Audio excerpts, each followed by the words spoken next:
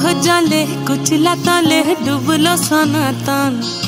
आज सारा ना काल सारा ना पाइजे दर्शन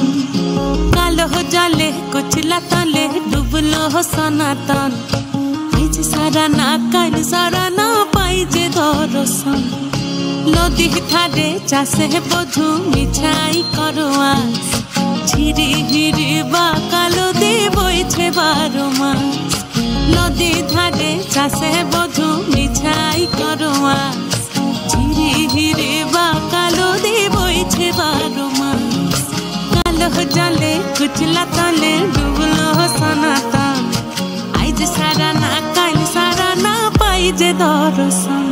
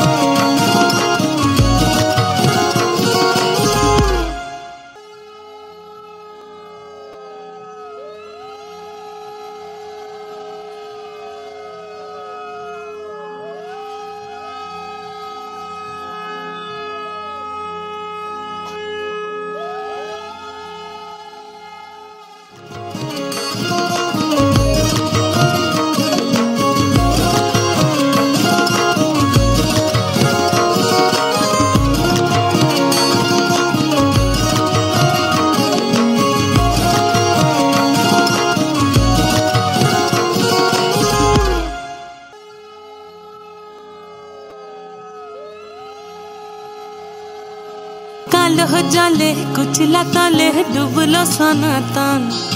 आज सारा ना काल सारा ना पाइजे दर्शन कालो जले कुचला तले डुबलो सनातन आज सारा ना काल सारा ना पाइजे दर्शन नदी थारे चाषे बधु मिछाई करवा झिरी हिरी बा कालो दे बइछे 12 मास नदी धारे चाषे बधु मिछाई करवा झिरी हिरी बा कालो दे बइछे 12 मास कालो जले कुचला तले डुबलो सनातन आज सारा ना काल सारा ना पाइजे दर्शन।